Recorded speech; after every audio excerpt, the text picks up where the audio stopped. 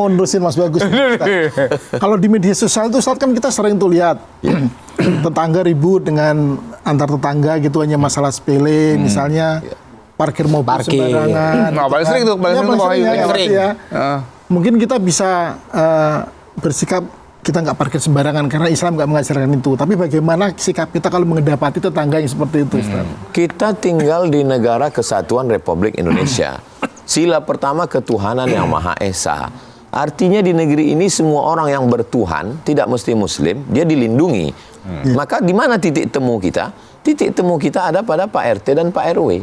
Sudah dijelaskan Bang Reza tadi. Jadi kalau kita komplain ke dia komplain ketika masing-masing dengan egonya, apalagi dia punya jabatan, punya kekuasaan, tersinggung, nggak ketemu, ngelapor ke Pak RT. Kata Pak RT, saya pun nggak berani juga tuh. Ngelapor ke Pak RW.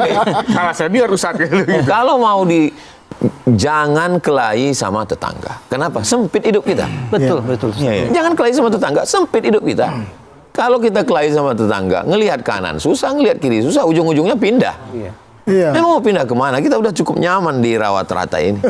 Adalah kampung, saya tidak sebut nama. Iya. Yang jelas bukan IKN. Ini serius ini.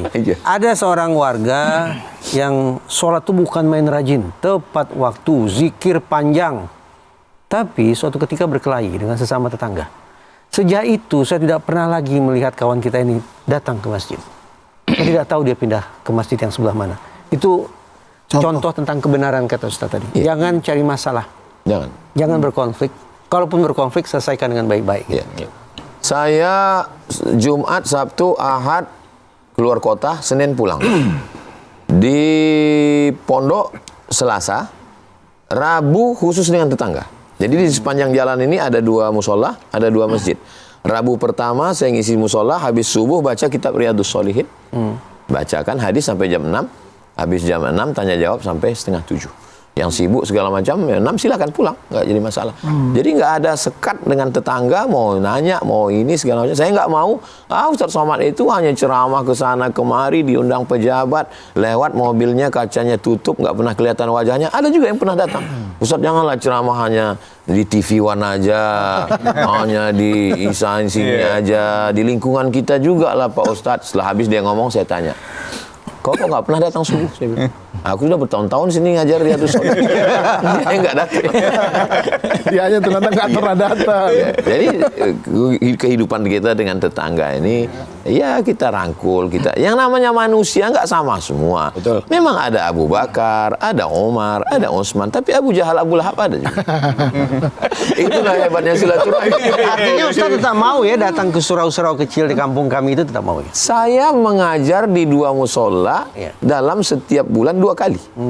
Dia tetap ngisi di musola kecil. Nanti Bang Riza pulang ke Indragiri mampir ke rumah. Kalau ada tetangga yang non Muslim ingin ikut menyimak tausiah atau khutbah dari Ustadz, saya waktu di Bali Bang Riza, di Bali saya ceramah di Masjid Nur besar, yang mengawal saya di situ waktu tabligh akbar itu Raja Bali, sudah meninggal. Beliau yang mengawal situ duduk. Saya tanya, kenapa Bapak di sini mengawal? Untuk menjaga kita semua Pak Ustaz. Jadi saya tausiah dihadiri oleh non-muslim sesuatu yang biasa. Dakwah TV One itu sudah betul. Iya betul. Damai Indonesiaku. Kita harus tenang. Indahnya Ramadan. Sama-sama. Selesai sudah barang itu. Udah. Ada satu lagi Ustaz yang pengen saya tanya Ustaz. Islam itu kan sangat betul-betul memperhatikan soal muamalah dengan tetangga ya. Iya, hubungan interaksi sosial. Betul, hubungan interaksi sosial. Jadi yang sering diceramahkan banyak ustadz gitu di masjid-masjid gitu, salah satunya kan sering mencontohkan bagaimana kalau kita sedang memasak misalnya, katanya kalau baunya sampai ke tetangga tapi masakannya nggak sampai, itu rasanya kita zolim atau ada dosa di situ. Sampai sebegitunya Islam itu mengajari umatnya gitu. Itu sebenarnya apa yang mau disampaikan? Idza tabakhta, kalau kau masak, fa'aksir ma'aha, banyakkan kuahnya. Pesan Nabi ke sahabat. Kenapa banyakkan kuahnya? Bagi kuah. Sampai kuahnya. Tapi jangan gara-gara ini lalu kuah terus. Isinya nggak ada. Ini tetangga saya ini Pak Ustadz. Tiap hari ngasih daging, tapi sejak dengar TV One ini kuah terus. Jadi artinya dibagikan kepada jiran, tetangga, kawan, sahabat apa yang kita mau. Jadi waktu masih kecil, saya ingat almarhumah ibu saya lihat pergi antar ke sana. Saya tukang antar, saya anak pertama Bang Riza. Saya antar, pergi antar sana, pergi antar. Terus kenapa diantar, Mak? Kalau tak menjulur labu, tak menjulur kundur, tak menjulur labu. Jadi dalam bahasa orang Melayu, menjulur itu maksudnya kalau udah keluar pucuknya, keluar kuntumnya, itu menjulur artinya. Ini pohon labu, ini pohon kundur.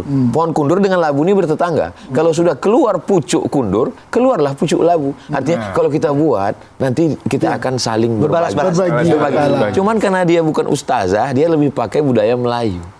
Padahal kalau dalam hadis, tahadu tahabu, saling berbagi hadiahlah kamu akan berkasih sayang. Iya.